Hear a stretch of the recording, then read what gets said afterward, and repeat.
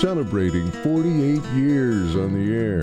Award-winning Farmweek is a production of Mississippi State University Extension. Today on Farm Week, under a new secretary, authorities expecting the biggest corn crop ever. Plus, bird flu still a major issue. Are bird lasers the answer? In the markets, this Mississippi commodity part of the largest specialty crop in the U.S. And we wrap up with a feature on one of the top vet schools in the nation, right here at Mississippi State. Farm Week starts right now.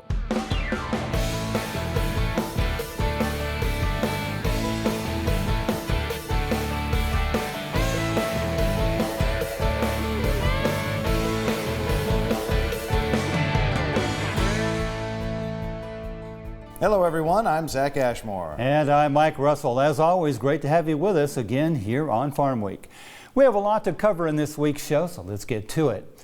With planting season just around the corner, important to remember that forecasting farmers' intentions on planting won't come out for a few more weeks. But the Department of Agriculture recently gave a strong hint of what those numbers could be when it publishes its report in the near future.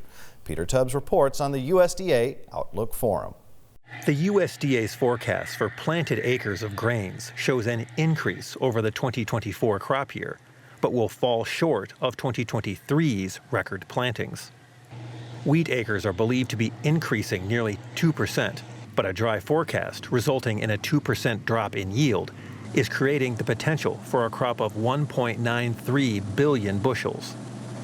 Favorable prices for corn are expected to increase planted acres 3.7% to 94 million acres and are predicted to produce a record crop of 15.5 billion bushels, a 4% increase compared to 2024. Corn yield is estimated at 181 bushels per acre. The 2025 corn outlook is for greater domestic use, lower exports, and higher ending stocks. Soybean acreage is expected to decline 3.5% to 84 million acres, with production seen as flat compared to last year at 4.37 billion bushels. Yield estimates are at 1.8 bushels higher to 52.5 bushels per acre. Soybean oil demand for biofuels is expected to climb nearly 3% for the year. Beef production is expected to decline 2%, with feedlot placements expected to drop. Lower cattle imports are expected to further tighten the cattle market. The prices of diesel and anhydrous ammonia are trending downward, which may increase profitability for farmers. In addition to causing egg prices to rise, the recent bird flu outbreak is causing problems for many farmers. That's led some farmers in Minnesota to take a unique step to keep the virus from spreading. John Lauritsen reports. This has been one of the craziest times because in the past it would come, we would have it for a few months, and then it would go away. But Jake Vlamick says he and other turkey farmers have been dealing with H5N1 for 3 straight years. His family operates Fallen Farms, which was hit hard by the flu in 2023.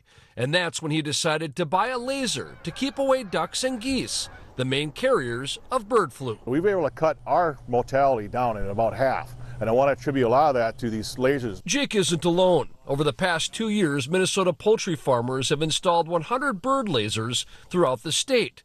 During that time, Jake says the mortality rate for commercial turkeys and chickens dropped from 4 million to 2 million statewide. We can't see this laser during the day, but the birds can. The birds can. Their eyes pick up a green beam, which causes them to fly away from the turkeys. For people, it's visible at night. He installed his first laser on top of a barn. Jake's second laser is attached to the top of that windmill tower. Both lasers on his farm cover about 500 feet. And they cross over each other, covering the entire farm.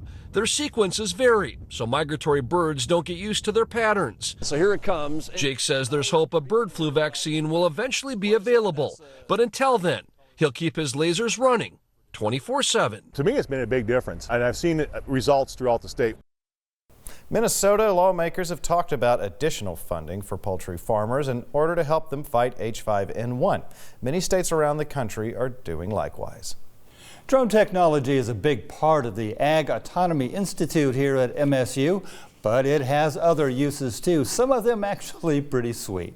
Recently, a drone helped reunite a New Jersey woman and her missing dog and captured the moment the best friends were brought back together. Brandon Goldner reports. Inside her Cherry Hill home, Gina Manfredi wears her heart. Good boy. On her sleeve. I knew my heart had so much love to give. Especially after she experienced heartbreak with her last love. Chance was truly my soulmate in a dog form. Until Chance's soul crossed the Rainbow Bridge last November. He was 14. Christmas, I thought that was going to be a lonely one. Until a shade of light burst through Manfredi's life. What are you crying for? Just a small puppy, a shade brought back Manfredi's Christmas spirit. Shade just brought the biggest light to our family. Until that light turned to a shadow of darkness. Manfredi was taking Shade on a walk last week. And I accidentally dropped something. Loud noise scared him, so he decided to dart. She struggled to wrangle him in. He quickly broke free. It was complete devastation and shock. Her heart breaking at the thought of losing 2 dogs in 3 months. It was just this hopeless feeling that I couldn't explain. But Kathleen Tortu Bowles brought hope. She runs Bailey's Bridge to Home Rescue and Recovery, which helps owners track their lost dogs for free. There were a lot of woods and also the dangers of a major highway behind their house. We knew we had to get out here and start working on him immediately. While she tracked Shade from the ground, Taking off. USAR drone team's Michael Parziali patrolled from the air. She asked me if I could come down and help, and I jumped in the truck and ran right down to Cherry Hill. By the time Parziali launched his drone, Shade had been missing for about 27 hours. Recenter gimbal pan. This is a look at what his drone was seeing. It was dark. It was awful. Hope fading until... Gee, it looks like his size. A shade of light. Wait, that's him! That's him! I screamed at the top of my lungs. Oh my God, that's him! Michael, with the drone, kept telling us he's coming out to you now. Oh, it's to the other house behind the car now. Start talking to him quietly. It's coming to you. And you just see these 2 white lights just collide. There you go. There you go. You got him. Oh my God, G! Just the greatest thing ever. Oh my God! And it's insanely rewarding to have that joy explode on screen, and I'm fortunate to capture it. What were you doing? After recapturing Shade, everyone involved in the search gathered to celebrate. It has shined the brightest light on my surrounding community. My heart is so full, and I cannot even express the gratitude that I feel. Come here! Come here! She's also grateful Shade survived without a scratch on him, though it left a mark on Manfredi's soul, as she realized while she has a lot of love to give, there's a whole community ready to give her their love. Good boy, you're so smart. Next up, our Southern Gardening segment. This week, it's native to our state, says the Mississippi Department of Wildlife, Fisheries, and Parks. It's an evergreen holly known as the weeping yaupon. Here's Eddie Smith with all that and more.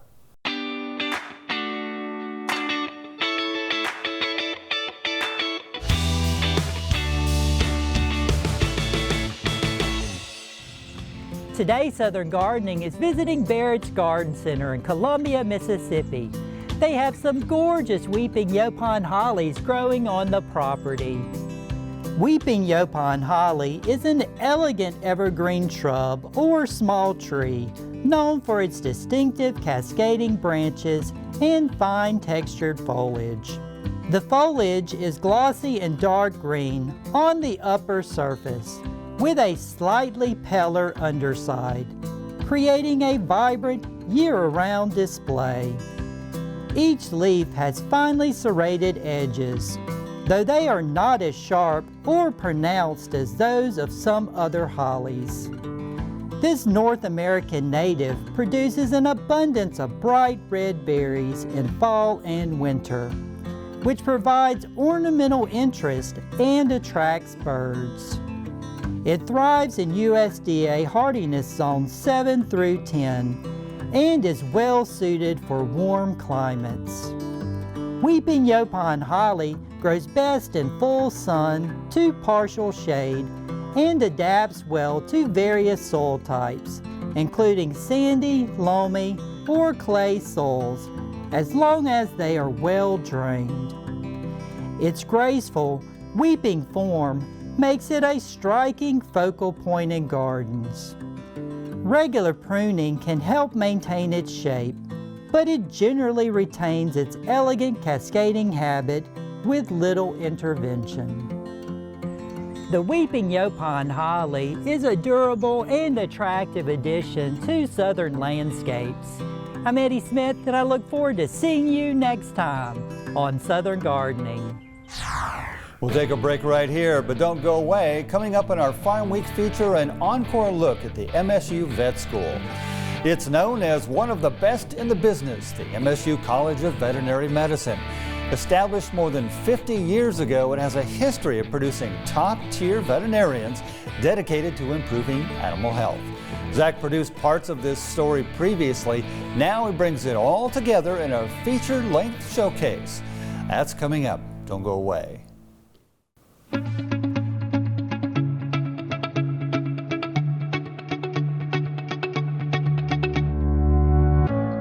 I believe in people and their hopes, their aspirations and their faith, and their right to make their own plans and arrive at their own decisions, and their ability and power to enlarge their lives and plan for the happiness of those they love.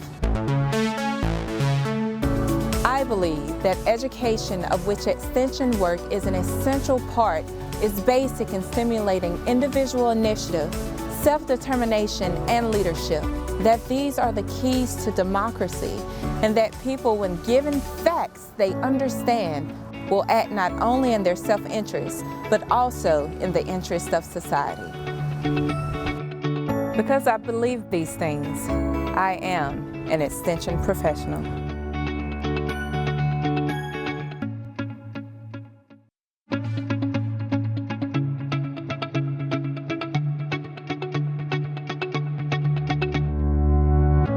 I believe in people and their hopes, their aspirations, and their faith. I believe in intellectual freedom to search for and present the truth without bias and with courteous tolerance toward the views of others. I believe that education is a lifelong process, and the greatest university is the home. That my success as a teacher is proportional to those qualities of mind and spirit that give me welcome entrance to the homes of the families I serve.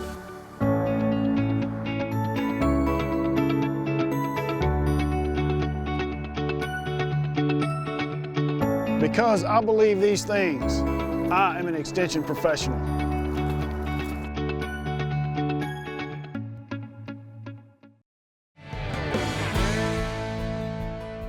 Time for the market report. Looks like the rally may have ended this week. For how long, we're not sure, but markets did take a downturn.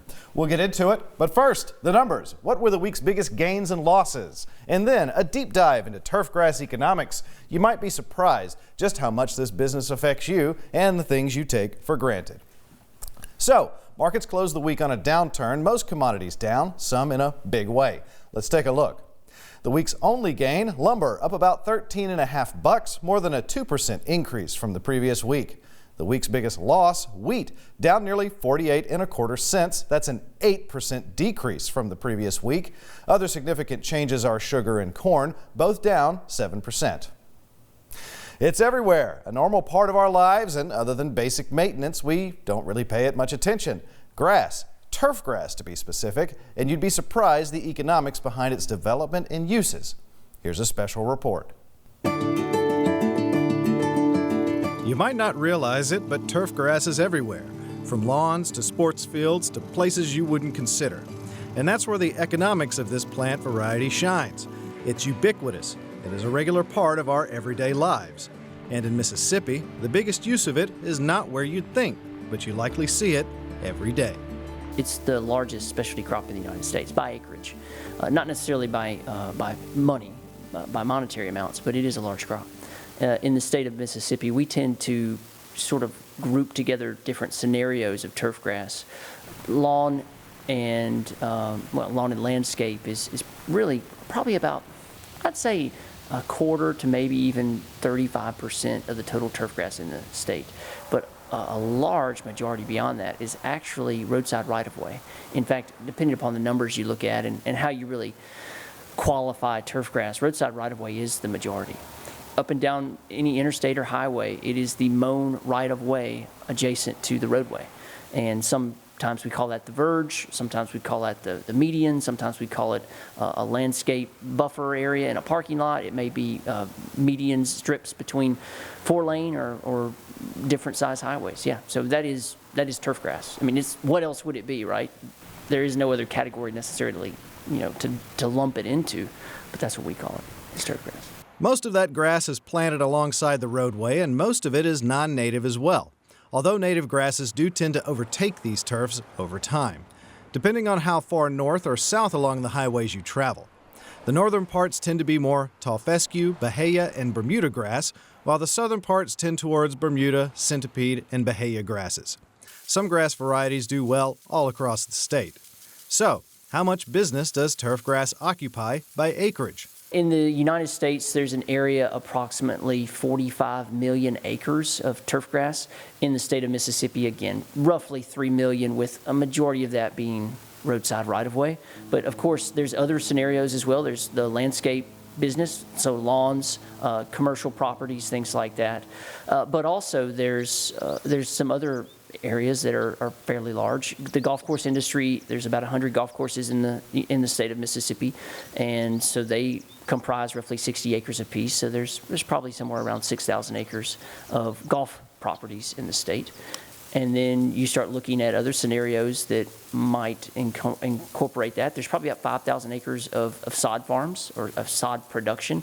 And I would class that as a crop because it's sold as a commodity product. According to Dr. McCurdy, sod farms tend to sell to specific customers, and many farms grow one or two specific types of grasses, usually for similar purposes, and can do so in either big rolls of sod for, say, roadsides, large lawns, and churches, or small squares which you may see at your local garden center for smaller area coverage.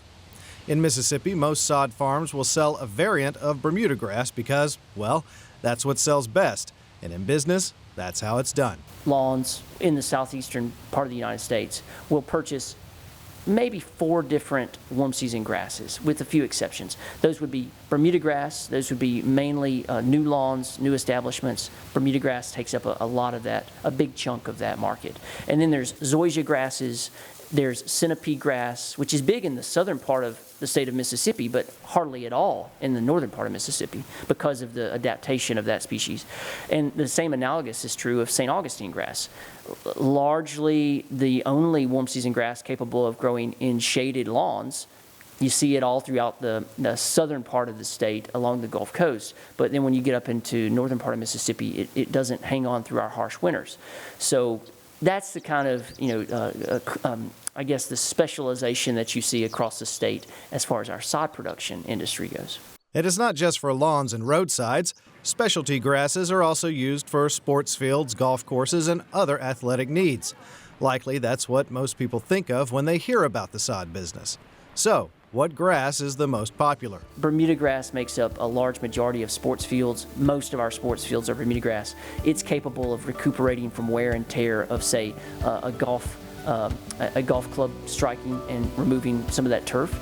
It's capable of withstanding the athletic wear applied by an athlete, the wearing and tearing and shearing forces of, say, football or the repetitive forces of baseball. So Bermuda grass takes up a large majority of the sports field market, and is also, and has until fairly recently, been almost entirely used for golf courses.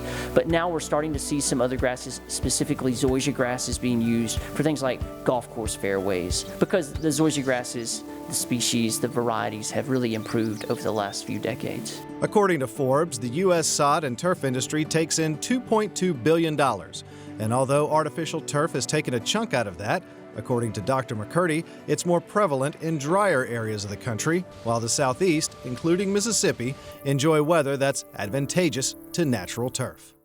And that's it for a deeper look into the markets. Commodities slipping in price, but that might just be a temporary slip. We'll see how it bears out. Mike?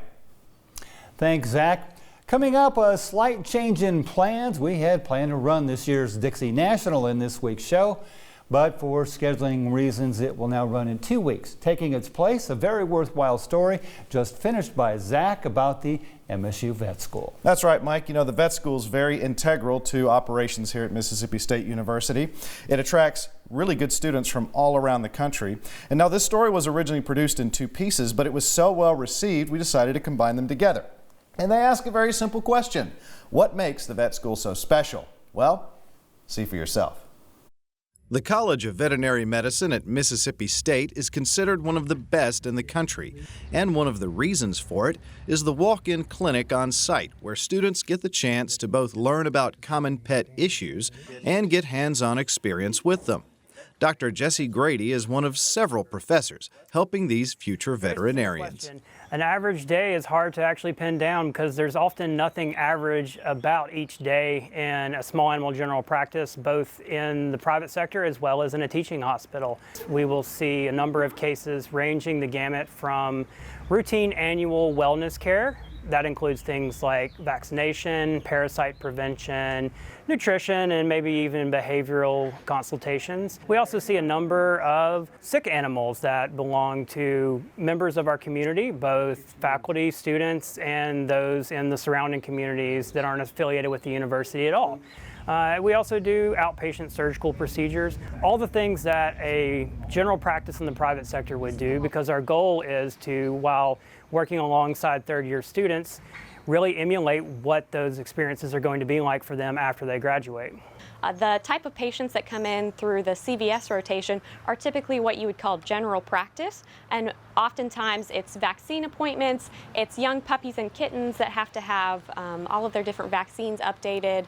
Sometimes we'll see patients come in with itching or lumps or bumps on them that they'd like us to evaluate, kind of see what we want their next steps to be. It's been very interesting to have volunteered and worked in other clinics in my free time, and maybe not necessarily knowing why the doctor did something or how a decision was made. But now that I've been on this rotation, I'm learning all of the things that go into this decision-making process, and it's very exciting. It's the amount of experience vet students receive at MSU that sets it apart from other universities. Not just in understanding the diseases and cures, but the day-to-day record-keeping and best management practices required to succeed. Mississippi is a cattle state. Cattle and calves are the 5th largest ag industry, totaling 860,000 head in 2023.